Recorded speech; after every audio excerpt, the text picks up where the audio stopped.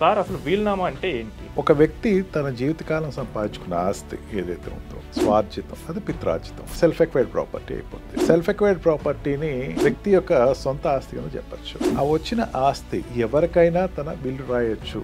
Sir will అనేది white paper మీదే రాసుకోవచ్చా లేదా నేను రిజిస్టర్డ్ స్టాంప్ పేపర్ మీదే రాయాలా? విల్ అనేది ఓవరాల్ గా కూడా పనికొస్తుంది. Believe or not, white paper మీద రాశాను, నేను విట్నెస్ని తీసుకున్నాను. సో నా ఇమీడియట్ ఫ్యామిలీ మెంబర్స్ విట్నెస్గా ఉండొచ్చా? ఎవరైనా ఉండొచ్చు. మా అబ్బాయి కొడుకు పుడితే ఈ విల్లు ఆస్తి అతనికి వెళ్తుంది, లేకపోతే యావదాస్తి కూడా అక్కడ ఉండేటువంటి అంతర్వేది నరసింహస్వామి గుడికి వెళ్ళిపోద్ది. ఆ కొడుకు పుట్టాలి, కొడుకు పుట్టిపోతే అంతర్వేది దేవస్థానం రెడీగా ఉంటాడు. నేను విల్ రాసి నేను దాన్ని మాడిఫై చేయలేదు. ఈ విల్ రాసిన తర్వాత నేను ఏదైనా ఆస్తి పొందాను. సో వాటికి ఎలా ఉంటుంది? నా ఆస్తి అంతా యావదాస్తి నా కొడుకు ఇచ్చేస్తున్నాను, అదే నా భార్యకి ఇచ్చేస్తాను అంటే 50% రాసేసాడు, 50% రాయలేదు. ఈ 50% ముందు కొడుకు వెళ్ళిపోతుంది. రిమైనింగ్ 50%ని మళ్ళీ భాగాలు పంచుతారు. దాంట్లో కూడా కొడుకు ఒక వాటా వస్తుంది. Hi, welcome. నేను మీ QPFP సాయిరామ్ని. సో ప్రజెంట్ మనతో ఉన్నారు సీనియర్ హైకోర్టు అడ్వకేట్ పృథ్వీరాజ్ గారు. ఇప్పటి వరకు తెలుగులో పర్సనల్ ఫైనాన్స్ టాపిక్స్లో ఎవరూ డీల్ చేయని టాపిక్ ఎస్టేట్ ప్లానింగ్. సో ఇది కొంచెం ఫైనాన్స్ అండ్ లీగల్ టర్మ్స్తో ఉంటాయి. సో దీని గురించి మరిన్ని డీటెయిల్స్ ఎక్స్ప్లెయిన్ చేయడానికి మనం పృథ్వీరాజ్ గారిని అడుగుతాం. నమస్తే సార్. నమస్తే సార్, అసలు వీలునామా అంటే ఏంటి? మనకి ఇండియన్ సక్సెషన్ యాక్ట్ ప్రకారం వీలునామాని నిర్దేశించబడింది. ఓకే. ఇండియన్ సక్సెషన్ యాక్ట్ ఏంటంటే అన్ని రిలీజియన్స్కి ఈక్వల్గా ఇంప్లిమెంట్ అవుతుంది. Irrevocable of Hinduism, Hindu succession act కావచ్చు, ముస్లిం సక్సెషన్ కావచ్చు, క్రిస్టియన్ స్పెషల్ యాక్ట్స్ కావచ్చు. బట్ ఇండియన్ సక్సెషన్ యాక్ట్లో మనకు చెప్పింది ఏంటంటే కొన్ని ఈ పర్సనల్ లాస్లో ఉండేటువంటి గ్యాప్స్ ఏదైతే ఉందో అక్కడ ఇండియన్ సక్సెషన్ యాక్ట్లో ఫిల్ చేశారని చెప్పచ్చు. ఒక వ్యక్తి తన జీవితకాలం సంపాదించుకున్న ఆస్తి ఏదైతే ఉందో స్వార్జితం, అది పిత్రార్జితం. పిత్రార్జితం ద్వారా తనకు వచ్చిన స్వార్జితం అంటే తండ్రులు కానీ లేకపోతే వాళ్ళ తాతగారు కానీ ఎవరిపైన తన పేరుని పెడితే కనుక అది సెల్ఫ్ ఎక్వైర్డ్ ప్రాపర్టీ అయిపోద్ది. సెల్ఫ్ ఎక్వైర్డ్ ప్రాపర్టీని మనం ఆ వ్యక్తి యొక్క సొంత ఆస్తి కింద చెప్పచ్చు. ఓకే. ఆ వచ్చిన ఆస్తి ఎవరికైనా తన బిల్లు రాయొచ్చు. అంటే మనకి జనరల్గా ఏమవుతుందంటే ఒక సక్సెషన్లోకి వచ్చేసరికి తాత, తండ్రి, కొడుకు, లేకపోతే కూతుర్లు, ఉమెన్ ఎస్టేట్ అయితే భార్యలు, లేకపోతే భార్య, తల్లి, వీళ్ళందరూ వస్తారు. ఎగెనెస్ట్ టు దట్ అది ఆ ప్రొఫౌండ్గానే ఇది వెళ్ళాల్సిన అవసరం లేదు. ఒక స్వార్జితాన్ని తను ఎవరికైనా పెట్టచ్చు. ఓకే. నేను ఇది వీళ్ళకి పెట్టాలి వీళ్ళకి పెట్టకూడదు అని చెప్పేసి ఏమీ లేదు. విశాల్ వర్సెస్ లక్ష్మిలో కేసులో అదే చెప్తుంది. నాన్ హెరిడికల్ పర్సన్స్, ఓకే, హెరిడిటరీగా వచ్చిన వాళ్ళకి కాదు, బయట వాడికైనా పెట్టేయచ్చు. ఓకే, మనకు నచ్చిన వాళ్ళకి ఎవరికైనా పెట్టేయచ్చు. అది తన స్వార్జితం కాబట్టి. ఆ రకంగా ఒక విల్లు తనకు వచ్చిన property movable or immovable. Movable ఇదివరకు ఇమూవబుల్కి ఇప్పటికి ఇమూవబుల్కి చాలా తేడాస్ ఉన్నాయి. తేడా ఏంటంటే ఇప్పుడు మూవబుల్కి వచ్చేసరికి డబ్బు ఒకటే మూవబుల్, లేకపోతే వస్తువులు ఒకటే కాదు, మనకి ఈవెన్ షేర్స్ కూడా మూవబుల్లే, బ్యాంక్ అకౌంట్స్ కూడా మూవబుల్లే. అంటే అంత ఫోర్కాస్ట్ చేసి మూవబుల్ అండ్ ఇమూవబుల్ మనకు చెప్పారు. ఇమూవబుల్కి వచ్చేసరికి ఫిక్స్డ్ అసెట్స్, ల్యాండ్స్ కానీ లేకపోతే any fixed assets to the earth ఏదైనా సరే వాళ్ళు సంపాదించుకున్న ఆస్తి లేకపోతే వాళ్ళకి దక్కిన ఆస్తిని ఏదైనా సరే వాళ్ళకి నా తర్వాత దీన్ని వీళ్ళు ఉత్తరాధికారాన్ని వీళ్ళు పలానా వాళ్ళకి ఇస్తున్నాను, తర్వాత దీన్ని వీళ్ళు మెయింటైన్ చేస్తారు అని చెప్పి తన విల్ ఇట్ సెల్ఫ్ ఆ మీనింగ్లోనే ఉంటుంది. విల్ నా ఇష్టము, నా ఇష్టార్జితం ఎవరికైనా రాసిచ్చేస్తున్నాను అని రాసిచ్చేయచ్చు. దానికి ఒక పారామీటర్స్ అన్నది ఏమీ డిస్క్రైబ్ చేయాల, ఎవరికైనా రాసిచ్చేయచ్చు. ఈ వ్యక్తికి ఆ వ్యక్తికి అన్నది ఏం కాదు. లక్ష్మీ కేసులో అదే చెప్తాడు, ఎవరికైనా రాసిచ్చేయచ్చు అంటే ఇంకా దాంట్లో రిలేషన్ అన్న పార్ట్ లేదు అంటాడు. అటెస్టెస్ ఆర్ ఓన్లీ ద క్రైటీరియా.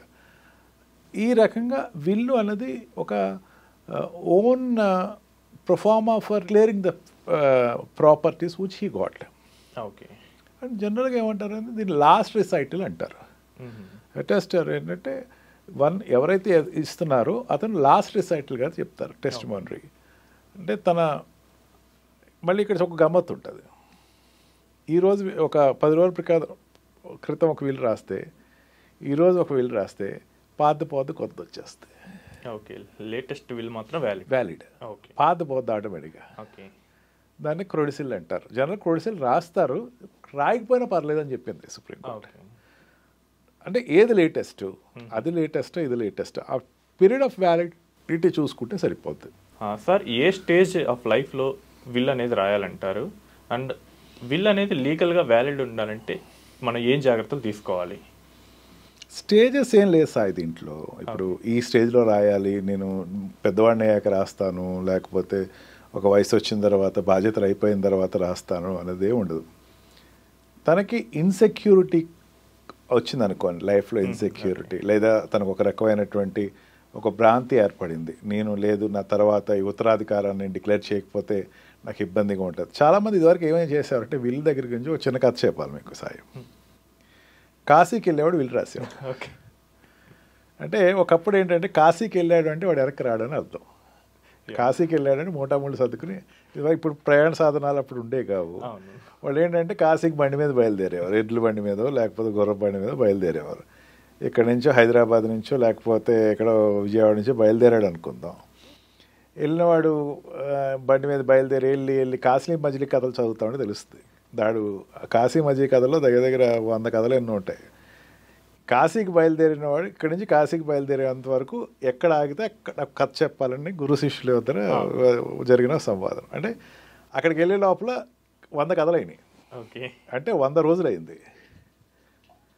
అట్లాగా అది ఉపకథలు ఇంకా చాలా ఉన్నాయి. అంటే ఈ మనిషి వెళ్ళిన వాడు వెనక్కి వస్తాడని నమ్మకం లేదు. అట్లాంటి వాడు ఏం చేసేవాడంటే, ఇంకా నేను వెనక్కి రావను, నేను ఇంకా నాకు జీవితం ఇంకా చాలా, నేను సంపాదించుకుని సరిపోద్ది, చిన్నది ఏదో నేను నేను సన్యాసం తీసుకుందాం అనుకుంటున్నాను, నా ఆఖర సమయంలో నాకు ఉండే ఈ ఆస్తి అంతటినీ కూడా, నాకు ఉండేటువంటి చీపిర్లు, నాకు ఉండేటువంటి తెపాళాలు, నాకు ఉండేటువంటి స్థిరాస్తులైనటువంటి కొబ్బరిదాట మాన్యాలు అన్నీ కూడా ఈ ఎవరెవరికి రాయాలి అన్నది ఒకటి డిసైడ్ చేసి రాసి ఇచ్చేవారు. సార్ ఇక్కడ చాలా వీళ్ళు నేను 3rd జనరేషన్ అడ్వకేట్ సార్. మా తాతగారి దగ్గర నుంచి, అంటే మాది 100 సంవత్సరాల ఆఫీస్ మాది. ఓకే, మా నాన్నగారి వరకు నాకు గుర్తుంది, నాకు కూడా గుర్తుంది. నేను నా ఊర్లో ప్రాక్టీస్ చేసిన నుంచి హైకోర్టుకి వచ్చేసిన తర్వాత విల్లు రాసి ప్లేడర్కి ఇచ్చేవారు. ఓకే, చాలామంది మా తాతగారు అయితే బాగా చెప్పేవారు దాని గురించి. అరే ఇప్పుడు కాశీకి వెళ్ళిపోయాడు రా, విల్లు రాసి ఇచ్చేసి వెళ్ళిపోయాడు రా. అంటే ఆ విల్లు అన్నది ప్రాపర్ కస్టోడియన్ ఎవరంటే ప్లేడర్ అనుకునేవారు. ఓకే, ప్లేడర్ చేతిలో పెట్టి ఏమంటే విల్లు జాగ్రత్త అంటే అర్థం ఏంటి, ఇట్స్ లైక్ ఇన్సూరెన్స్ కంపెనీ వాడు చెప్తా ఉంటాడు చూసారు. ఎప్పుడైనా ఇన్సూరెన్స్ ఏజెంట్ ఎవరైనా వచ్చారనుకోండి, మీరు పోతే మీ తర్వాత ఆ మాట అంటానికి చాలా భయపడతాడు. కానీ ఆడు మాత్రం విల్లు రాసేవాళ్ళు మాత్రం వచ్చి స్పెసిఫిక్గా చెప్తాడు, నా తదనంతరం నేను కాలం చేస్తే ఈ విల్లుని ప్రకటించండి అంటారు. Okay, there is no parameter as such, ఇప్పుడు రాయాలి అప్పుడు రాయాలి అని కాదు. ఆ కస్టోడియన్ దగ్గర పెట్టేటప్పుడు ఏంటంటే ఇగో విల్లు జాగ్రత్తగా ఉంచండి. It is not A declared format. Okay, చాలామందికి ఉండే అపోహ ఏంటంటే, నా దగ్గర చాలామంది క్లయింట్స్ వస్తారు సాయి, విల్లుని అండ్ డిక్లరేటివ్ ప్రాపర్టీస్కి తేడా తెలియక, ఏమంటే మా నాన్నగారు రాసి సంపాదించారండి, లేకపోతే మా తాతగారు రాసి సంపాదించారండి, మొత్తం అంతా కూతురు రాస్తారండి, ఎట్లా రాస్తాడండి అని. అరే అది వాడికి విల్ రాది, వాడి ఇష్టం రాది, నీకే రాయాలని ఏం లేదు, నాకు నచ్చిందని నాకైనా రాసేయచ్చు. అంటే ఆ ప్రాపర్టీ అనేది వాళ్ళు ఏమనుకుంటారంటే ఒక ఖచ్చితంగా హెరిడికల్ ప్రాపర్టీ వాడు సంపాదించిన స్వాధితాన్ని అయినా సరే నెక్స్ట్ వాడికి రాయాలి, ఖచ్చితంగా కొడుకులకు రాయాలి, కూతురు రాయకూడదు, లేకపోతే కూతురు అందరికీ సమానంగా రాయాలి, తమ్ముడికి రాయకూడదు అనేటువంటి ఒక అపోహ ఇప్పటికీ ఉంది. ఓకే, విల్లులో అటువంటి అపోహ ఏం లేదు. ఎందుకంటే ఆ will exist only after the death of a person. Will is nothing but it is like A relative term of insurance only. Insurance, life insurance ఎప్పుడు మెచ్యూరిటీ వస్తాయి, పర్సన్ లేనప్పుడు, అంతే కదా. విల్లు కూడా will come only after the person dice. అందుకని విల్లులో ఏంటంటే చాలా జాగ్రత్తలు తీసుకుని రాస్తారు. ఒకవేళ దానిలో ఒక ఇదివరకు ఏమైందంటే, ఇప్పుడు విల్ గురించి చెప్పట్లే, అంటే ఇది ఒకప్పుడు విల్ నామా గురించి చెప్తే కొంచెం అర్థం అవుతుంది సార్. విల్ రాసేవాడు ఎవరికి, పెద్ద కొడుకు రాసేవాడు. ఓకే, పెద్ద కొడుకు ఏదో కులాంతర వివాహం చేసుకుని వెళ్ళిపోయాడు. మరి కులాంతర వివాహం చేసుకున్నాడంటే మరి వాడు దారి తప్పినట్టు కదా వాడి దృష్టిలో.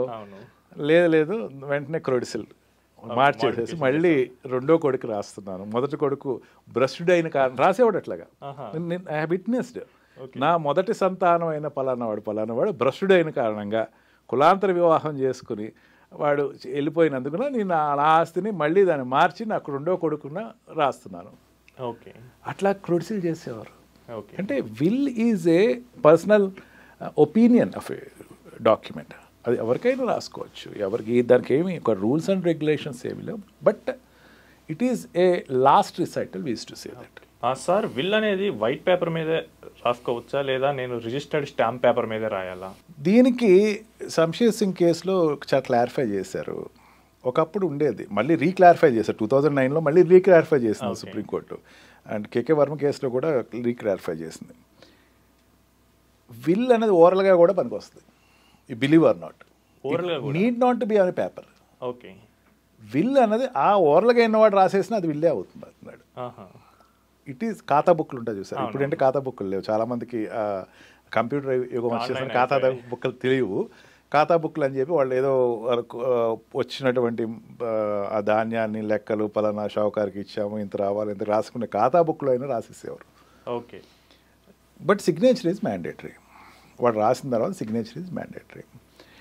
ఈ విల్ రాసేటప్పుడు ఈవెన్ కోర్టులో మేము అడిగేటప్పుడు కూడా అదే రాస్తాం. కచడా పేపరా లేకపోతే స్టాంప్ పేపరా అని అడుగుతాం. ఓకే, కచడా పేపర్ అంటే white paper, any white paper రాసేసి కింద సంతకం పెట్టేసేది, లేదా థంబ్ ఇంప్రెషన్ పెట్టేసేసి పిచ్చేస్తే. వారికి ఇప్పుడు చాలామంది తెలియదు, అటెస్టర్స్ అని ఉండేవారు. ఓకే, 2005 2010 వరకు నాకు గుర్తుంది. అటెస్టర్స్ అంటే ఏంటంటే రాసేవాడు స్క్రైబ్. ఆ స్క్రైబ్ ఏం చేసేవాడంటే ఆడు చెప్తా ఉంటే రాసేవాడు. ఓకే, నేను చెప్తాను రాసుకో అని చెప్పి వాడు చక్కగా నేను నీట్గా చెప్పేవాడు. మళ్ళీ కరెక్షన్ ఉండేది. కరెక్షన్ పేపర్ కూడా వ్యాలిడే. ఓకే, అదవుతుంది. ఇప్పుడు రఫ్ రాస్తాడు, రఫ్ రాసేసిన తర్వాత దాన్ని పక్కన పెట్టేసేసి మళ్ళీ కరెక్షన్ చేస్తాడు. కరెక్షన్ చేసిన తర్వాత ఆ రఫ్ పేపర్ కూడా వ్యాలిడే to relate that object of the person. Okay, ఆ వైట్ పేపర్ మీద రాసిన, స్టాంప్ పేపర్ మీద రాసిన, లేకపోతే రిజిస్టర్ చేసినా సరే there is no difference as such. Any form, it is a declaration. Sir, ఇప్పుడు నాకు డౌట్ వచ్చింది. ఈ విల్కి వైట్ పేపర్ మీద రాశాను, నేను విట్నెస్ని తీసుకున్నాను. సో నా ఇమీడియట్ ఫ్యామిలీ మెంబర్స్ విట్నెస్గా ఉండొచ్చా? ఎవరైనా ఉండొచ్చు. ఓకే, అటెస్టర్ అనేది it is not a mandatory. Vishal versus Lakshmi కేసులో అదే కదా వాడు చెప్పేది. ఎవరైనా ఉండొచ్చు. Okay, but attester is mandatory. Okay, నేను విల్ రాస్తాను అనుకోండి, దేవుడిని సాక్ష్యం పెట్టి రాయలేను. అట్లాంటివి కూడా ఉండేది ఇదివరకు ఇప్పుడు కూడా ఉన్నాయి. అంటే ఎట్లా అంటే ఈ దేవుడికి ఇచ్చేటువంటి మాన్యాలు ఉంటాయి. దేవుడికి ఇచ్చే మాన్యాలు వాడు ఏం రాసేవాడు అంటే రాసేసేసి దేవుడు సాక్షి అని రాసేవాడు. దేవుడు సాక్షి కింద పెట్టేసేవారు. భువనగిరిలో ఉండేటువంటి నా ప్రాపర్టీని అక్కడ ఉన్న నరసింహస్వామికి రాసేసాను నేను. ఓకే, నాకు రాసినప్పుడు దేవుడు సాక్షి అని రాసేవారు చాలామంది. దేవుడు మాన్యాలు కాబట్టి కొంచెం కొన్ని cases sir came to supreme court also, sir దేవుడు రాసి ఇచ్చేసారు అన్నాడు కదా, దానికి క్వశ్చన్ చేయడానికి లేదు అని చెప్పేవారు. But attester is mandatory. ఇంట్లో వాళ్ళే కావచ్చు, బయట వాడే కావచ్చు, ఎవడొకడు కావచ్చు. ఆ వ్యక్తి అనేవాడు ఒకడు ఉండాలి, సాక్షి అనేవాడు ఒకడు ఉండాలి. సార్, ఇప్పుడు విల్ని నేను కనుక రిజిస్టర్ చేస్తే నాకు వచ్చే అడ్వాంటేజెస్ ఏమంటారు? ఎవిడెన్స్. ఓకే, విల్ రాసేటప్పుడు జనరల్గా ఏమంటారు, అటెస్టర్స్ అని చెప్పేసి అనుకున్నాం కదా. స్క్రైబ్ ఎవరెవరు ఉంటారు విల్ రాసేటప్పుడు? ఎవరైతే ఇస్తున్నారో టెస్టిమోనరీ ఎవడైతే ఇస్తున్నారో అతను ఉంటాడు. అండ్ బెనిఫిషరీస్, దాన్ని పొందేవాడు బెనిఫిషరీ, అంటే తీసుకునేవాడు ఉండేవాడు ఉండడు అక్కడ. నేను విల్ రాస్తానంటే నా కూతురు కానీ నా భార్య కానీ వీళ్ళు ఎవరు ఉండరు, నేను ఎక్కడో రాసుకుంటాను. అంటే బెనిఫిషరీస్ ఎవరైతే ఈ విల్ ద్వారా బెనిఫిషరీ ఉన్నాడో జనరల్గా ఏదైనా ఒక డాక్యుమెంట్ తీసుకు, గిఫ్ట్ లేకపోతే సేల్ లేకపోతే అగ్రిమెంట్ ఆఫ్ సేల్, దీంట్లో చూసుకుంటే ఎవరు ఉంటారు మనకి? తీసుకునేవాడు, ఇచ్చేవాడు. అవును. అగ్రిమెంట్లో అంటే రిసీవరు, యాక్సెప్టరు, లేకపోతే ఇష్యూ ఏదైనా కావాలి, గ్యారంటీయర్. కానీ రిసీవర్ దీంట్లో ఉండడు, బెనిఫిషరీ ఉంటాడు. Beneficiary is not A person which is witnessed by the time of executing of will. అందుకని ఏంటంటే ఇప్పుడు బెనిఫిషరీ అనేవాడు క్వశ్చన్ చేస్తాడు రేపొద్దున.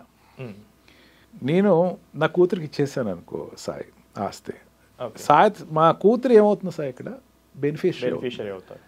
వీళ్ళు ఎప్పుడు ఎగ్జిస్టెన్స్లోకి వస్తే ఆఫ్టర్ డెత్. నేను కాలం చేసిన తర్వాత నా కూతురు ఈ ప్రాపర్టీ ఏదైతే ఉందో అనుకో, ఈ ప్రాపర్టీ నా కొడుకు ఇంకోటి వచ్చి లేదు ఇది నాది కూడా, అసలు మా నాన్నగారు ఎప్పుడు కూడా చాలా ప్రేమగా చూసేవారు, ఇట్లా ఎవరు ఆయనకి ఈయన అడ్వకేట్ నిష్పక్షపాతంగా ఉంటారని చెప్పేసి ఆయన క్వశ్చన్ చేస్తే ఇప్పుడు రేపొద్దున కోర్టులో ఎవరు క్వశ్చన్ చేస్తారు? నా కూతురు క్వశ్చన్ చేస్తారు. She is beneficiary, she don't know about the will. Okay, అంతే కదా. బెనిఫిషరీ క్వశ్చన్ చేసేటప్పుడు ఏమవుతుంది, తన ప్రూవ్ చేసుకోవాల్సిన పరిస్థితి వస్తుంది. ఓకే, కేకే వర్మ కేసులో అదే చెప్తాడు, ప్రూవ్ చేసుకోవాలి. అది ప్రూవ్ చేసుకునేటప్పుడు అంటే ఏంటి, she have to show that వీళ్ళందరూ ఉన్నారు, సాక్షులు తీసుకురావాలి. ఇప్పుడు దాంట్లో వీళ్ళ సాక్షులు ఎవరు వస్తారు? అటెస్టర్ వస్తాడు, స్క్రైబ్ వస్తాడు, రాసినవాడు వస్తాడు. ఈ ముగ్గురు బెనిఫిషరీకి సంబంధం లేని వ్యక్తులు. వీళ్ళ ముగ్గురు కాకుండా వీళ్ళ ముగ్గురులో ఒకడు ఎటు లేడు, ఇంకా ఇద్దరే ఉన్నారు. ఎవరు? అటెస్టర్, స్క్రైబ్ ఉన్నారు. వీళ్ళిద్దరూ కనుక కొమ్మక్క అయితే విల్ ఇన్స్ట్రుమెంట్ అన్నది క్వశ్చన్లోకి వచ్చేస్తుందని చెప్పి ఏం చేస్తారంటే సబ్ రిజిస్టర్ ఆఫీస్లో రిజిస్ట్రేషన్ చేస్తే register also will become a witness for it. It will be entered in to A document of kept by the register office. Sub register ఆఫీస్లో ఏ బుక్, బి బుక్ అని 2 books పెడతారు. ఏ బుక్లో first entry చేస్తారు, registration టైంలో B బుక్లో పెడతారు. ఆ రకంగా దానికి ఒక నంబర్ ఇస్తారు, ఆ డాక్యుమెంట్ నెంబర్ ఒకటి ఇస్తారు, document number of so A year అయితే ఆ ఇయర్. అంటే ఈ సబ్ రిజిస్టరు, ఆ డాక్యుమెంట్ నెంబర్ ఇదంతా కూడా అథెంటికేషన్గా ఉంటుంది. కాబట్టి విల్ రిజిస్ట్రేషన్ అనేది కొంచెం వాళ్ళకి it is possible. Okay, and also conditional wills ఉంటాయి కొన్ని. ఓకే, ఇప్పుడైతే నేను నాకు అనుకుంటే ఈ మధ్యన అయితే నేను చూడలేదు. నేను టెలింగ్ అబౌట్ 2099 నుంచి ప్రాక్టీస్లో ఉన్నాను. నేను చెప్తున్నది ఏంటంటే అప్పటి నుంచి ఇప్పటికే చాలా మారిపోయింది మిల్స్లో కూడా. ఎవరు ప్లేయర్ దగ్గరికి వచ్చితే మేము చెప్పేవాళ్ళం, ఇంకో నన్ను నీకు ఏది కావస్తే అది అడుగు, అంతవరకు అడుగు, తర్వాత ఎందుకంటే నేను తదనంతరం కాబట్టి అని. ఈవెన్ నాకు 2005 వరకు ఐఎమ్ విట్నెస్ అని నేను సంతకం పెట్టలేదు. మా నాన్నగారు రాసేటప్పుడు ఐఎమ్ బీన్ దేర్. వాళ్ళు వచ్చి అడుగుతూ ఉంటారు, పెద్దవాళ్ళు వచ్చి, ఏమండి మా అబ్బాయి కొడుకు పుడితే ఈ వీళ్ళు ఆస్తి అతనికి వెళ్తుంది, లేకపోతే యావదాస్తి కూడా అక్కడ ఉండేటువంటి అంతర్వేది నరసింహస్వామి గుడికి వెళ్ళిపోద్ది. What is happening if at all ఆ కొడుక్కి కొడుకు పుట్టాలి, కొడుకు పుట్టిపోతే అంతర్వేది దేవస్థానం రెడీగా ఉంటాడు. ఇది చాలా సినిమాలు కూడా వచ్చినాయి దీంట్లో. ఎప్పుడు వీడు కూతులు గంటా ఉంటాడు, అమ్మయ్య రోజు నాకు ఆ గుడికి మాన్యాలు వస్తాయి. ఈ రకంగా wills can be conditional or unconditional and prerogatory also. అందుకని రిజిస్టర్ అయితే ఇవన్నీ కూడా పారామీటర్స్ డిస్కస్ చేసుకునే అన్నీ కూడా సాక్ష్యానికి ఒకడు ఉంటాడు, వాడే sub register office. That's why generally register will is having little validity, but it is not a mandatory as such. Sir, probate అంటే ఏంటి, దాన్ని ఎలా తీసుకోవాలి కోర్టు నుంచి? ప్రొబేట్ అంటే నిషేధం. ఓకే, నిషేధించినటువంటి విషయాలని వీళ్ళు రాశాడు అనుకుందాం. నేను బంజారా హిల్స్ నుంచి బయలుదేరినటువంటి road what we call Panjagutta వరకు వెళ్ళే రోడ్ని ఇచ్చేసేసాను. ఓకే, నాకేం రైట్ ఉంది దాని మీద? లేదు కదా. అవును, నేను విల్ రాసేస్తే ఏం చెల్లుతుంది? It is not implementable. అందుకే విల్లులో what are maintainable, what are non maintainable have to be clearly examined. Court verify చేసేటప్పుడు కూడా ఇవన్నీ చాలా క్లియర్గా చూస్తుంది.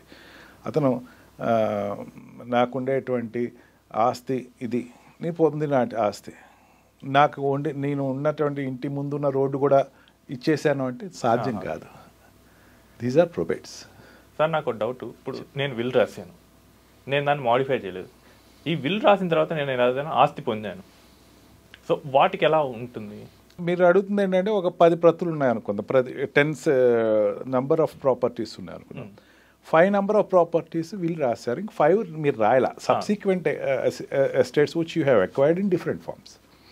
ఈ 5 వాటికి బెనిఫిషరీస్ ఎవరు వెళ్తారో వాళ్ళకి వెళ్తుంది. రిమైనింగ్ 5 ఉన్నాయనుకోండి, వాటికి మళ్ళీ ఏ పర్సనల్ లాస్, మళ్ళీ అది బాగా గుర్తుపెట్టుకోవాలి. Will is speaking by the Indian succession act, okay, not of Hindu succession act, not of Muslim succession act, not any other personal laws. ఈ హిందూ సక్సెషన్ యాక్ట్లో ఒక రకమైనటువంటి హెరిడిటరీ ట్రీ ఒకటి ఇచ్చింది. ఫస్ట్ క్లాస్, సెకండ్ క్లాస్ అని చెప్పేసి ఫస్ట్ క్లాస్లో ఎవరున్నారు, సెకండ్ క్లాస్లో ఎవరున్నారు, థర్డ్ క్లాస్లో ఎవరున్నారు, వీళ్ళందరూ ఇచ్చేసింది. ఈ 5 అన్నది ఎవరికి, ఇప్పుడు చాలామంది ఏం చేస్తారంటే నా ఆస్తి అంతా ఎవరి ఆస్తి నా కొడుకు ఇచ్చేస్తున్నాను అనుకున్నాను, లేదా నా భార్యకి ఇచ్చేస్తున్నాను అంటే 50% రాసేసాడు, 50% రాయలేదు. ఈ 50% ముందు కొడుకు వెళ్ళిపోద్ది ఫస్ట్. ఓకే, రిమైనింగ్ 50%ని మళ్ళీ భాగాలు పంచుతారు. దాంట్లో కూడా కొడుకు ఒక వాటా వస్తుంది. ఓకే, రిమైనింగ్ 50%లో వాటా ప్లస్ ఈ విల్ ఉన్నది యాజ్ ఇట్ ఈస్ రైట్. దీంట్లో కూడా హెరిడిటరీ రైట్ వస్తుంది, అది ఓవర్ రూల్ అవుతుంది. Okay, that's why will and జనరల్గా అన్సెటిల్డ్ ప్రాపర్టీస్కి లాస్ట్లో తీసుకొచ్చి ఇగో విల్ ఒకటి ఉంది నాకు ఇట్లా కానీ చాలామంది ఏంటంటే విల్ బయట పెట్టరు సాయి. కోర్టులో ఈ సివిల్ కేసెస్ చేసేవాళ్ళకి అర్థం అవుతుంది. Will is a declarative document. Okay, how will come into existence అంటే డిక్లేర్ చేయండి అని కోర్టు అడిగినప్పుడు విల్ బయటకు వస్తుంది. Okay, not as a general form. General ఫామ్స్లో ఏంటంటే ఈ ప్రాపర్టీస్ని పార్టీషన్ చేయండి అని అడుగుతారు, లేదా ఈ పార్టీషన్ స్పెసిఫిక్ రిలీఫ్ యాక్ట్లో నాకు స్పెసిఫిక్ పెర్ఫార్మెన్స్ చేయండి అని అడుగుతారు. కానీ విల్కి వచ్చేసరికి డిక్లేర్ చేయండి అంటాడు. ఇది ఇట్స్ ఎ టెస్ట్ మరి ప్లీజ్ డిక్లేర్ దిస్. డిక్లరేషన్ అయ్యేసరికి ఆ టైప్ రెస్పాండెంట్ డిఫెండెంట్ ఉన్నాడు, వాడు క్వశ్చన్ చేస్తాడు. ఓకే, ఇక్కడికి వచ్చేసరికి మళ్ళీ ఏమవుతుందంటే ఈ ఎవరైతే విల్ తీసుకొచ్చాడో ఆ విల్ ప్రూవ్ చేసే బాధ్యత అతనిది. అంటే మళ్ళీ ప్రూవింగ్ అండ్ డిస్ప్రూవింగ్ ఉంటుంది. ఓకే, కాంట్రడిక్ట్ చేసేవాడు డిస్ప్రూవ్ చేయక్కర్లేదు, కానీ పెట్టిన వాడిని ప్రూవ్ చేయాలి. ఓకే, ద పర్సన్ నేను ఇది విల్లు అంటే నేను ప్రూవ్ చేసుకోవాలి. అటెస్టర్స్ ఉన్నారు, వీళ్ళు వస్తారు కోర్టుకి, అండ్ స్క్రైబ్ ఉన్నాడు వాడు వస్తాడు కోర్టుకి. అంటే మీరు ఫస్ట్ వాడు ఉన్నాడు కదా, వీళ్ళిద్దరు వస్తారు, వీళ్ళు వచ్చి కోర్టుకి వస్తారు, సాక్ష్యం చెప్తారని ప్రూవ్ చేసుకోవాల్సిన బాధ్యత విల్ ఎవరైతే డిక్లరేషన్ అడిగాడు వాడిది. ఇది ఒకవేళ రిజిస్టర్డ్ అయితే కనుక ఇంకా ఏమీ అక్కర్లేదు కదా. రిజిస్టర్ కూడా కావాలి. Till 2008 registrations are not on computerised. Okay, manual జరిగినాయి. అవును. టిల్ సమ్వేర్ ఆఫ్ 1995 ఆర్ 98 ఖాతా బుక్లే, వాళ్ళ దగ్గర ఖాతా బుక్ ఉండేది. అవి కూడా టైపింగ్ కూడా అవలా, రాతపూర్వకంగా రాశారు. అవి చాలా వరకు చాలామంది తెలియదు సాయి. దీంట్లోనూ వెరీ రీసెంట్లీ నేను ఒక ఇంజెక్షన్ ఫైల్ చేశాను. నేను వెకేషన్ కోర్టులోనే ఫైల్ చేశాను. వాడు సీరియస్గా ఏం అడిగారు తెలుసా, ఎవరైతే నీ ప్రాపర్టీ నాది, నాకు పలానా వాళ్ళు బట్టి వచ్చింది, ఎక్స్ నుంచి వచ్చింది అని చెప్పేసి నేను ఇంజెక్షన్ ఫైల్ చేశాను. నేను డాక్యుమెంట్స్ వేస్తారు, కోర్టు ఇంజెక్షన్ ఇచ్చింది. ఎవరి మీద ఇంజెక్షన్ తీసుకున్నారంటే పలానా స్కూల్ మీద, స్కూల్ వాళ్ళు వచ్చి అడ్డు పెడుతున్నారు, ఈ ప్రాపర్టీ మాదంటున్నారు. స్కూల్కి సంబంధించిన వాళ్ళు డిస్ట్రిక్ట్ కోర్టుకి వెళ్ళి ఒక ఇంజెక్షన్ వేశారు. ఓకే, ఏమన్నారంటే నేను ఏదైతే రిజిస్ట్రేషన్ ప్రాపర్టీ అంటే 1954 రిజిస్ట్రేషన్ డాక్యుమెంట్ మీద నేను వెళ్ళాను, 1954 డాక్యుమెంట్ ఫేక్ డాక్యుమెంట్ అన్నాడు. రిజిస్టర్ డాక్యుమెంటే. ఓకే, దాని మీద వాళ్ళు క్రిమినల్ కేసు కూడా ఫైల్ చేశారు. నాకు ఎవరైతే అమ్మిన వాడికి అమ్మినోడు ఉన్నాడు కదా, అవును, ఆడు ఫేక్ డాక్యుమెంట్ క్రియేట్ చేసి నాకు అమ్మినోడికి ఇచ్చాడు, ఇదంతా ఫేక్, ఇదంతా డ్రామా అన్నాడు. నేను మా క్లయింట్ డైలమాలో పడిపోయాడు. ఇప్పుడు ఓకే సార్ నాకు అర్థం కాదు, ఏమైనా చూసుకో, అది అనవసరంగా లేనిపోని తలకాయ నొప్పి వస్తుంది అంటే, లేదండి వాళ్ళు చెప్పారు నేనేం చెప్తానండి. It's a common practice. కోర్టుకి సివిల్ కేసెస్ చేసే వాళ్ళకి చాలా రెగ్యులర్గా తెలుస్తూ ఉంటాయి. Sub register office is in అదైతే అథెంటికేషన్గా అయిపోద్ది అంటే తప్పది. ఓకే, సబ్ రిజిస్ట్రేషన్ ఆఫీస్లో కూడా ఫేక్ జరుగుతూ ఉంటాయి. ఫ్రీ విల్ అని చెప్పాను కదా మీకు ఇందాక. ఇందాక చెప్పింది కేకే వర్మ కేసులో కూడా చాలా క్లియర్గా చెప్పాడు, ఫ్రీ విల్ ప్రూవ్ చేయమన్నాడు. ఓకే, ఫ్రీ విల్ అనేది ఎట్లా ప్రూవ్ అవుతుంది చెప్పండి? చనిపోయిన వాడు ఫ్రీ విల్ ఇచ్చాడు లేదు ఎట్లా తెలుస్తుంది? ఆ రోజున స్వస్థతగా ఉన్నాడు అని చెప్పాలి ఫస్ట్. అవును, మతి స్థిమితంలో ఉన్నాడని చెప్పాలి. అతను అన్నీ కూడా ఎటువంటి అయ్యంగర్ కేసులో కూడా అదే చెప్తాడు. మతి స్థిమితంతో రాసినట్టు 1958లో సెటిల్ చేస్తాడు దీన్ని. మతి స్థిమితంగా ఉండి అన్ని అవయవాలు స్వస్థతగా ఉండి రాసినటువంటి విల్లు కిందే ఉంటే అనేది ముందు ప్రూవ్ చేయాలి ఫస్ట్. ఓకే, డిఫెండెంట్ లేదంటే ఆ టైంలో ఆయన మంచం మీద ఉన్నాడు, కోమాలో ఉండేవాడు విల్ రాయడుగా. అవును, అంటే మంచం మీద ఉన్న వాళ్ళు విల్ రాయొచ్చా? రాయొచ్చు, బట్ కాకపోతే ఏంటంటే ఆ మంచం మీద ఉండేవాడు కూడా హోష్ ఉండాలి కనీసం. అంటే చెప్పగలగాలి. అస్సలు చెప్పలేను. ఇప్పుడు రిజిస్ట్రేషన్ ఎందుకు అంటున్నారంటే sub register office is not a static body. అక్కడే ఉండి కూర్చునే కాదు, వాళ్ళకి ఆ ఫీజెస్ కడితే ఇంటికి వచ్చి రిజిస్ట్రేషన్కి వస్తారు. వాళ్ళు ఇంటికి వచ్చిన తర్వాత అతను అడుగుతారు, 10-15 ప్రశ్నలు అడుగుతారు. నీ కొడుకులు ఎంతమంది, వీళ్ళు ఎంతమంది, వాళ్ళు ఎంతమంది, అంటే అతను మతిస్థిమితం ఉంది. అతను రాసేటప్పుడు అది రాస్తాడు, అతను అతను స్వస్థతలోనే ఉన్నాడు, బాగానే ఉన్నాడు, దాన్ని చూసి రిజిస్ట్రేషన్ చేశాను అని. అస్వస్థలోనే అసలు వీళ్ళు ఎందుకు రాస్తాడు? ఓకే, దేర్ ఇట్ కమ్స్, అది fabricated document. Will is influenced by some elements like fraud, undue influence and fabrication. అది చాలా ఇంపార్టెంట్. విల్ రాసిన వ్యక్తి మతిస్థిమితం ఉంది అని ప్రూవ్ చేసుకోగలిగితేనే will come into light. లేదు అతను ఆ టైంలో లేదండి కోమాలో ఉన్నాడండి అంటే, కోమాలో ఉండేవాడు ఎట్లా రాస్తాడు వీళ్ళు? డిక్లరేషన్ తప్పించడం కోసం ఎవరికో ఒకటి రాసేస్తున్నాడు వీడు. అంటే it is an existing document, ఆ document is a fabricated document. Sir ఒకవేళ ఒక పర్సన్ విల్ రాయకుండా చనిపోయారు, సో ఇంటెస్టెడ్ డెత్ అయిపోయింది, సో అప్పుడు ప్రాపర్టీస్ని ఎలా డిస్ట్రిబ్యూట్ చేస్తారు? Personal laws, Hindu personal law ఉంది. హిందూ పర్సనల్ లాలో class 1 heir, class 2 heir, class 3 heirs అంటారు. క్లాస్ 1 హెయిర్ ఎవరు వస్తారు? Mother, wife, children. Class 2 heirs father రాడు, ఆఖరి వాడు father. Okay okay. Mother and their children. Okay. వీళ్ళు లేకపోతే ఫాదర్. Okay okay. ఫాదర్ పైకి వెళ్తుంది, కిందకి వెళ్ళా. పైకి వెళ్ళేటప్పుడు చాలా జాగ్రత్త తీసుకున్నాడు. ఓకే. అండ్ వైఫ్ రాసింది. వైఫ్ వస్తే హస్బెండ్ లేడు, హస్బెండ్ కరేపాకు, హస్బెండ్కి రాదు ప్రాపర్టీ, మిగతా పిల్లలకి వెళ్తుంది ఆస్తి. వాళ్ళు లేరు, హస్బెండ్ లేడు, వైఫ్ లేదు, లేకపోతే వాళ్ళ తాలూకులు ఎవరు లేరు. వెంటనే husband brother, husband father, wife అయితే. లేకపోతే ఇతనైతే బ్రదర్స్, కాగ్నిజెంట్ బ్రదర్స్, లేకపోతే వాళ్ళు లేరు. Fathers brothers sons, fathers sisters sons, okay, వాళ్ళు లేరు. ఫాదర్స్ అంకుల్, ప్యాట్రియాటికల్ అంకుల్ అంటే మేనమావ, వీళ్ళకి వెళ్తుంది. Never return back to women estate. మంది ప్యాట్రియాటికల్ ఫ్యామిలీస్, పితృస్వామిక వ్యవస్థ మంది. అందుకని భర్తకు సంబంధించిన తాలూకు వాళ్ళకి వెళ్తుంది, భార్య తాలూకు వాళ్ళకి రాదు. అన్లెస్ అండ్ అంటే సెక్షన్ 16 ఆఫ్ హిందూ మ్యారేజ్ యాక్ట్లో అనుకుంటుంది, wear the death of a person happened by a unnatural way, by killing or some homicide అన్నాడు అనుకోండి, చంపేశారు అవండి, చంపేసిన ఆస్తి వెళ్దు. ఓకే. అప్పుడు రిటర్న్ వెళ్తాయి నాకు, వాళ్ళ ఫాదర్కి, వాళ్ళ మదర్కి, వాళ్ళకి వెళ్తాయి. అంటే అన్లెస్ అండ్ అంటే ఎవ్రీథింగ్ ఈజ్ వెరీ క్లియర్. మనకి class 1 heir, class 2 heir, class 3 hair ఇచ్చారు. దీనికి ఎగ్నెస్ట్గా, దీనికి క్వైట్ డిఫరెంట్ వేలో ముస్లిం లాలో ఉంటుంది. ముస్లిం లాలో ఎట్లా ఇస్తారు? అందరికీ, లేడీస్ అందరికీ ఫస్ట్ 1/4 ఇచ్చేస్తాడు. ఓకే. కానీ దాని నుంచి మళ్ళీ వెనక ముక్కలు తీస్తాడు.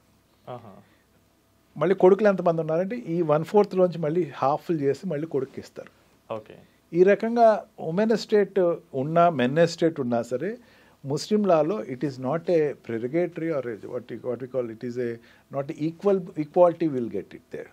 హిందూ లాలో మాత్రమే అందరికీ ఈక్వల్గా షేర్స్ వస్తాయి.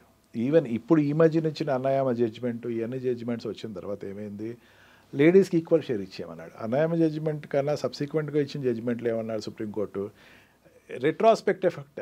అంటే ఏంటి, ఇదివారికి ఉన్న వాళ్ళకు కూడా ఇచ్చేసేయండి ఆస్తి. అంటే ఈ జడ్జిమెంట్ జనరల్గా ఏమవుతుందంటే కోర్టులో జడ్జిమెంట్ ఇచ్చిన తర్వాత ఆ జడ్జిమెంట్ డేట్ తర్వాత నుంచి ఇంప్లిమెంట్ అవుద్ది. కానీ దాని రెట్రాస్పెక్టివ్ ఎఫెక్ట్ అన్నాడు, ముందు వాళ్ళకు కూడా ఇచ్చేసామన్నాడు. ఈ believe or not Sai, many, I'm not criticizing it, I'm really appreciating the women empowerment. 60s 70s ఉన్నోళ్ళు కూడా మా నాన్న ఆస్తులు మాకు ఇవ్వండి అని కోర్టులకు వస్తున్నారు ఈరోజు. ఓకే. బికాజ్ నాకు రైట్ ఉంది దాంట్లో. మా నాన్న ఆస్తి, మా నాన్న అంటే ఆయన పోయి చాలా లేదు, ఆయన 150 సంవత్సరాలు అయిపోయి ఉండేది, అంటే గాన్ ఆఫ్. నాకు ఈ జడ్జిమెంట్ ప్రకారం, సుప్రీంకోర్టు జడ్జిమెంట్ ప్రకారం నాకు సమాన హక్కు వస్తుంది, ఓకే, నాకు ఇవ్వాలి. వీళ్ళు రాకపోతే ఈ డివిజన్స్ ప్రకారం షేర్స్ వెళ్తూ ఉంటాయి. ఓకే. Depends upon the personal laws. So వీళ్ళు లేకపోతే పర్సనల్ లాస్ వీళ్ళు ఆటోమేటిక్గా అప్లికబుల్. సార్ ఇప్పుడు మదర్, 2 కొడుకులు ఉన్నారు, అందులో ఒక కొడుకు చనిపోయారు, సో వాళ్ళ పిల్లలకి కూడా వస్తుందా వాట? మదర్ ఆటోమేటిక్గా, ఇప్పుడు తల్లి ఆస్తి భర్తకు తప్ప పిల్లలు ఎంతమంది ఉంటే అంతమందికి వస్తాయి. ఓకే. భర్తకు రాదు. ఓకే. పిల్లలు లేకపోతే భర్తకు వస్తాయి. అంటే కొడుకు లేరు కానీ వాళ్ళ కొడుకులు ఉన్నారు, వాళ్ళ కొడుకులు వాటికి ఆటోమేటిక్గా వచ్చేస్తాయి. ఓకే, వాళ్ళకు కూడా వస్తుంది. అంటే ఇప్పుడు 2 కొడుకులకి ఈక్వల్ షేరు, ఆ షేరు లేకపోతే ఆ షేరు ఆ పిల్లలకి వెళ్తుంది. Okay okay. సార్ నేను మొన్న ఒక కేసు చూసాను, నా క్లయింట్. సో వాళ్ళకి బ్యాంక్ ఎఫ్డీస్ ఉన్నాయి, వాళ్ళ ఫాదర్ చనిపోయారు, సో వాటన్నిటిని నామినేషన్ వాళ్ళు ఎవరు ఉన్నారో వాళ్ళకి ఇచ్చేశారు. ఆ తర్వాత విల్ బయటకు వచ్చింది, బట్ అప్పటికే మనీ తీసేసుకున్నారు. ఇలాంటి టైంలో మనం ఏమైనా చేయగలమా? ఎస్, ఖచ్చితంగా అండి. ఇప్పుడు రికవరీ అంటారు మనకి. The court has power to recover the money back. Okay. మీకు క్లియర్గా అర్థం అవ్వాలంటే చెప్తాను. మన కలెక్టర్స్ ఏం చేస్తారంటే బెనిఫిషరీస్కి ల్యాండ్ ఇస్తారు, అంతే కదా? అవును. అంటే ఇప్పుడు మీకన్నా ఎక్కువ ప్రాబ్లం వాళ్ళకి వస్తుంది కాబట్టి అర్థం అవటం కోసం చెప్తున్నాను. ల్యాండ్ ఎక్విజిషన్ చేస్తారు, దేనికోసం ఏదో అక్కడ స్కూల్ బిల్డింగ్ కట్టాలనో లేకపోతే అక్కడ ఏదో రోడ్ వేయాలనో ల్యాండ్ ఎక్విజిషన్ చేస్తారు. ల్యాండ్ ఎక్విజిషన్ అప్పుడు ఏం చేస్తారు, ఆ ప్రాపర్టీ ఎవరిది అనేది మన దీంట్లో ఉండేటువంటి రెవెన్యూ రికార్డ్స్లో ఎవరి పేరు ఉంటే దాన్ని వెరిఫై చేసి చెప్తారు. రెవెన్యూ రికార్డ్స్ వెరిఫై చేసిన తర్వాత పలానా వెంకయ్య అని ఒక ఆయన పేరును ఉందనుకుందాం. వెంకయ్యకి ఎంతమంది పిల్లలు ఉన్నారు, ఆ పిల్లలకి భార్యకి కలిపి వాళ్ళకి ల్యాండ్ ఎక్విజిషన్ అమౌంట్ ఎంత అయితే ఉందో అమౌంట్ ఇస్తారు. సడన్గా ఆల్ ఆఫ్ ఎ సడన్ ఏమవుద్ది, లేదు అతను ఎప్పుడో విల్ రాసేసాడు, లేకపోతే అతను అమ్మేసేసాడు, అది దాంట్లో మళ్ళీ రెవెన్యూ రికార్డ్స్లో ఏమవుద్దంటే ఓనర్షిప్ మారిన తర్వాత చాలామంది పెట్టుకోరు, మార్చుకుంటాను పెట్టి. ఈవెన్ మున్సిపాలిటీలో కూడా చాలామంది పెట్టుకోరు, ఆ పాత ఓనర్స్ పేరు నడుస్తూ ఉంటుంది, దాన్ని మ్యూటేషన్ చేసుకోరు. మ్యూటేట్ అవ్వలేదంటే ఒరిజినల్ ఇది కూడా నా దగ్గర డాక్యుమెంట్ తీసుకొస్తాడు. అమౌంట్ ఎవరి దగ్గరికి వెళ్ళిపోయింది, వెంకయ్య పిల్లలకి వెళ్ళిపోయింది. The department got a right to recollect that amount. Okay, మరి కలెక్టర్ పెట్టుకోలేడు కదా, ఎంఆర్ఓ పెట్టుకోలేడు కదా, వాళ్ళ దగ్గర నుంచి తీసుకుని మళ్ళీ వీళ్ళకి హ్యాండ్ ఓవర్ చేయాల్సిన వస్తుంది. Same wise if at all తీసుకున్న వాళ్ళు నాన్ బెనిఫిషరీస్ అనిపిస్తే there is ever right to recover in the CPC proceedings of recovery proceedings. Money recovery proceedings దాన్ని కూడా వెనక్కి తీసుకోవచ్చు and give to the beneficiaries who is responsible for it. దాంట్లో ఎటువంటి ambiguity లేదు, ఎందుకంటే the person who is having right again will is a declarative statement. Will declare అవ్వాలి, అప్పుడు అతను తెచ్చుకోవాలి. ఇప్పుడు మీరు ఎవరికైతే తీసారో అది క్యాన్సిల్ చేయండి, నాకు ఇవ్వండి అని అతను అడగాలి. Okay, your post that financial institution position is only A postmen duty. Okay, అంతే కదా, వాడు ఎవడైతే నామినీ ఉన్నాడో నాకు ఇస్తాడు, లేకపోతే ఎవరికైనా ఉంటే దానికి ఇస్తాడు తప్ప other than that you won't do anything. No, ఇదండి ఎవరైతే నాకేముంది వాళ్ళకి కాస్తే వాళ్ళకి ఇస్తా అని చెప్తారు మీరు. సార్ ఇప్పుడు దత్తత తీసుకున్న పిల్లలకి వాటా వస్తుందా ఇంటెస్టేట్ డెత్ అయితే? ఎస్, ఆటోమేటిక్గా వస్తుంది. ఓకే, దత్తత సరికి మనకి హిందూ లాలో అయితే మైనారిటీ అండ్ గార్డియన్షిప్ యాక్ట్లో వాడు హిందూ అడాప్షన్ లాలో ఏంటంటే దత్తత ప్రూవ్ చేసుకోవాలి ఫస్ట్. ఓకే, దత్తతకి క్వశ్చన్ వచ్చింది అనుకోండి, మళ్ళీ అది పెద్ద ప్రాబ్లం. అది చాలా పెద్ద ప్రాబ్లం ఏంటంటే సార్, అది దత్తత్వం అనేది ఒకప్పుడు పండగలా చేసుకునేవారు. దాన్ని ఒక బారసాల లేకపోతే ఒక పుట్టినరోజు, పిల్లవాడి పుట్టినరోజు. కానీ ఇప్పుడు దత్తత ఫంక్షన్స్ ఎవరు చేయట్లేదు నాకు తెలిసినంత వరకు. దత్తతలు కూడా తగ్గినాయి కూడా. దత్తత తీసుకునేవాడు ఏంటంటే ఒక ఫంక్షన్ చేస్తాడు, ఫంక్షన్ చేసినప్పుడు పెళ్ళి అన్నది ఉందనుకోండి, పెళ్ళికి సాక్షులు ఎవరు అవుతారు? నా పూజారి చెప్పాలి, సప్తపది ఇచ్చారండి వీళ్ళతోటి, నా 7 అడుగులు నడిపించారండి అంటేనే ప్రూవ్ అవుతుంది. ఓకే, లేకపోతే అది మ్యారేజ్ ఏం ప్రూవ్ అయిపోదు. అట్లాగే సేమ్ వేజ్ అడాప్షన్ కూడా. అడాప్షన్ అదే ఆ పూజారి వచ్చి చెప్పాలి అక్కడ, నేనే దగ్గర నుండి చేయించారండి ఆ ఫంక్షను, నాకు ఉంది పలానా చోట రిసిప్ట్ తీసుకున్న, పలానా గుడిలో తీసుకున్న రిసిప్ట్ ఇదిగోండి. Receipt speak something, performer will speak something. వీళ్ళిద్దరూ మాట్లాడాలి. ఇప్పుడు అడాప్టెడ్ సన్ ఎవరైతే ఉన్నాడో, ఇప్పుడు నేను వెరీ రీసెంట్లీ ఒక కేసు చేశాను సాయి, నీకు దాని గురించి చెప్తున్నాను, మీకు ఈజీగా అర్థం అవుతుంది. భర్త భార్యలు విడాకులు తీసుకున్నారు. మాజీ భర్త ఎవరైతే ఉన్నాడో అతను యుఎస్ వెళ్ళిపోయాడు. ఓకే, భార్య ఈవిడ కొత్త అతను మ్యారేజ్ చేసుకుంది. ఓకే, వీళ్ళకి ఒక కూతురు ఉంది. Okay, according to abroad immigration లాస్లో ఏంటంటే daughter or adopted daughter can be taken. Okay, ఈ డాటర్ ఒరిజినల్ డాటర్ అవుతుందిగా, అవును, మదర్స్ డాటర్ అవుతుంది. Mother's daughter is not recognized with immigration laws. Okay, ఈవిడ్ని అడాప్ట్ చేసుకోవాలి. ఇప్పుడు ఓకే, ఈవిడ్ని అడాప్ట్ చేసుకుంటానికి mother alone can give not take adoption. Mother తనకు తానే అడాప్ట్ చేసుకుంటానికి లేదు. ఎవరికి ఇవ్వాలి? కొత్తగా పెళ్లి చేసుకున్న వాడికి అడాప్షన్ ఇవ్వాలి. కోర్టుకు వచ్చి అడిగాం, ఏమంటే అది అడాప్షన్ మాకు రికగ్నైజ్ చేయండి, మేము అడాప్షన్ చేసుకుంటున్నాం, యూఎస్ వెళ్ళాలి మేము, మళ్ళీ ఇబ్బందిగా ఉందంటే కోర్టు యాక్సెప్టెడ్ ఇట్. ఓకే, కొత్తగా వచ్చిన భర్త ఆ అమ్మాయిని అడాప్షన్ చేసుకోవాల్సి వచ్చింది. ఓకే, అంటే ఏ అడాప్షన్ అయినా it must be legal entity. Okay, పెంచేసుకున్నాను. దీంట్లో చాలామంది పుత్రులు ఉంటారు, హిందూ లాలో ఉండే పుత్రులు నిజంగా ఎక్కడ ఉంటారు. దౌత్యపుత్రుడు, మానసపుత్రుడు, శారీరక పుత్రుడు, దాసీపుత్రుడు, దాస్యోహపుత్రుడు, చాలా రకాలు ఉంటారు. ఓకే, అందరూ కొడుకులే, కాకపోతే the person who got adopted have to prove himself. Okay, నేను అడాప్టెడ్, మాను పలానా టైంలో అడాప్ట్ చేసుకో. ఇఫ్ దట్ ఈజ్ ప్రూవ్డ్, ఆటోమేటిక్గా పెంచుకుంటూ అంటే అడాప్షన్ కాదు కదా, అవును, చారదీశాడు అంటారు. చారదీయటం వేరు, అడాప్ట్ చేసుకుంటాం వేరు. That have to B proved. Sir ఇప్పుడు నేను ఒక ట్రస్ట్కి రాసేసాను, ఆ ట్రస్ట్ ఇక బెనిఫిషరీస్ అన్నిటికీ మేనేజ్ చేయాలనుకుంటుంది. సో ఈ కేసెస్లో మనకి విల్ ఉపయోగపడుతుందా? నా ప్రాపర్టీస్ అన్ని నేను ట్రస్ట్కి ట్రాన్స్ఫర్ చేశాను, ట్రస్ట్ ఎలా హ్యాండిల్ చేయాలని చెప్పేసి విల్ మనం రాయొచ్చా? రాసుకోవచ్చు. Okay. the purpose of what we call my recital. Okay. చాలామంది ఈ విల్ రాసేటప్పుడు ఏం చేస్తారంటే ధూపదీప నైవేద్యాల కోసం నేను ఆ గుడికి శివాలయాలు ఉంటాయండి. ఇప్పుడు వైష్ణవాలు శివాలయాలు ఉన్నాయి. వైష్ణవాలయాలు అంటే ఆయన చక్కగా కృష్ణుడు భోగేశ్వరుడు చక్కగా ఆయనకి అన్ని ప్రసాదాలు ఉంటాయి, ప్రాబ్లం ఉండదు. శివాలయాలకు వచ్చేసరికి పాప ఆయనకి ఏమి ఉండవు మాన్యాలు. ఇది ఇట్స్ నాట్ నేనేదో వర్బల్గా చెప్పేసినవి కాదు, జరిగినటువంటి విషయాల గురించి చెప్తున్నా. శివాలయాలు చాలామంది మాన్యాలు రాసేవారు. ఓకే. ఎందుకంటే మాన్యాలు దేనికోసం అంటే మళ్ళీ అన్యాకృతం అవుతాయి, అంటే ఇట్ విల్ బి మిస్యూటిలైజ్డ్. ధూపదీప నైవేద్యం కోసం నేను ఇచ్చాను. ఇప్పుడు దేనికి పనికి పెట్టాలి? పొద్దున పూజ జరగాలి, మధ్యాహ్నం పూజ జరగాలి, సాయంకాలం పూజ జరగాలి. దీపం పెట్టాలి. అక్కడ దీపానికి నూనె, నైవేద్యం ఏదైతే ఉందో ఆ నైవేద్యం పెట్టడానికి వీటికి మాత్రం ఇది వాడాలి. ఓకే. పూజారి జీతాలకు కాదు, శుభ్రత కాదు, రిపేర్లు కావు, దీనికే వాడాలి. ఓకే. ఒకవేళ రేపొద్దున గుడి రిపేర్ చేయాలంటే దాంట్లో తీసుకుంటే it is not possible. Okay. Will specifically says that ఈ పర్పస్కి ఇస్తున్నాను, అన్నదానానికి ఇస్తున్నాను. సత్రాలు ఉంటాయి, ఈ వాట్ వి కాల్ చౌల్ట్రీస్ ఉంటాయి.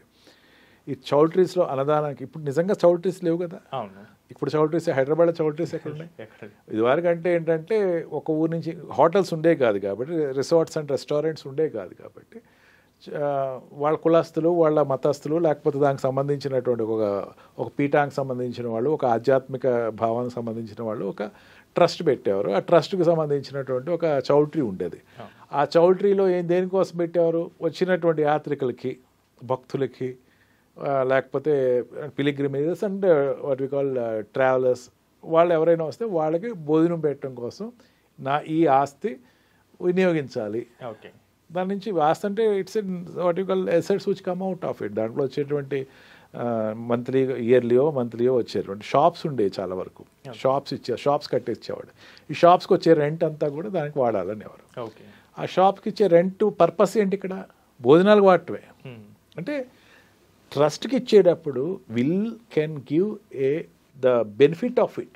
ఓకే. ఈ బెనిఫిట్ కోసం అని చెప్పేసి that can be given. Conditional benefits can be given. Sir, ఇప్పుడు విల్లో ఒక పర్సన్ని ఎగ్జిక్యూటర్గా పెట్టుకున్నాం. రేపు ఆ పర్సన్ నేను ఈ డ్యూటీస్ చేయలేను అంటే ప్రాసెస్ ఏంటి? Court will appoint receiver. Okay. Court ఇంకొకరిని రిసీవర్ని అపాయింట్ చేస్తుంది కాబట్టి ఆ రిసీవర్ డబ్బులు కట్టాలి. ఓకే. రిసీవర్ అడ్వకేట్ ఉంటాడు జనరల్గా. Advocate receiver will be appointed and that person will ఒక్కోసారి కాలం చేస్తూ ఉంటారు. ఎగ్జిక్యూటర్స్ ఏంటి కాలం చేసేస్తారు పాప. అంటే ఇవన్నీ జనరల్గా ఎక్కడ వస్తాయంటే 3 personsకి వస్తాయి. ఒకటి ఇదివరకు లేడీ ఉండేవారు, విడో లేడీ ఉండేవారు, వాళ్ళు తీసేశారు. ఇప్పుడు విడో లేడీ అనేది లేరు కాబట్టి. And minor till attaining of majority 18 years వచ్చేవారు. అండ్ సమ్ ఈడియట్స్ ఉండేవారు పిల్లల్లో. ఇదివరకు ప్రతి ఇంట్లోనూ కూడా ఒక మెంటల్లీ సిక్ పర్సన్ ఉండేవాడు. వాళ్ళకి చాలా బాధ ఉండేది. పాప నేను పోతే ఆ పిల్లోడు ఎట్లా చూస్తారు. అప్పుడు ఏం చేసేవారు? రిసీవర్ని ఒకటి పెట్టేవారు. ఓకే. మేనేజర్ వాడిని మెయింటైన్ చేయడానికి వాడికి బాధ్యత ఇచ్చేవారు. వాడికి నర్సింగ్ కానీ లేకపోతే హాస్పిటలైజేషన్ కానీ మీరు చూడాలి అని చెప్పేసి చెప్పేవారు. దట్ పర్సన్ రేపొద్దు నాకు ఒకసారికి నేను చేయను అంటాడు. చేయను అన్నప్పుడు ఏం చేస్తాడంటే దెన్ ద పీపుల్ అతన్ని చూసేవాళ్ళు ఎవరైనా సరే కోర్టుకి వెళ్ళి నాకు ఆ గార్డియన్ డిక్లేర్ చేయండి ఇతనికి. ఓకే. గార్డియన్ డిక్లేర్ చేస్తా, guardian will take care of him అని they can ask. Okay. And by that the person, అతను కేర్ టేకర్ ఎవరైతే ఉన్నాడో అతన్ని ద బెనిఫిట్ అతనికి ఫ్రీగా ఎందుకు చేస్తాడు? రిసీవర్ అంటే ఏదో ఆబ్జెక్ట్ ఉండటం, this person will be paid for it. So చాలా మంచి విషయాలు డిస్కస్ చేశారు సార్. ఇప్పుడు వరకు తెలుగులో ఈ టాపిక్ మీద ఇంత డీటెయిల్గా ఎక్కడ రాలేదు. ఎందుకంటే సగం ఫైనాన్స్ రిలేటెడ్ ఉంటుంది, సగం లీగల్ టర్మ్స్ ఉంటాయి. So this could be a big booster for viewers. So thanks sir. Thank you very much.